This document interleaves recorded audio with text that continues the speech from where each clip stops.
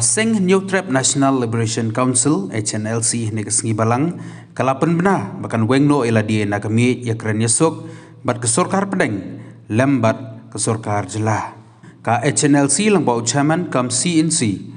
ba Bobby Marwin badu general secretary kam publicity secretary ba san kupar nong trau kalapa dak sthi ke Ministry of Home Affairs lang ba AK Mishra ban pentip ya kini kerai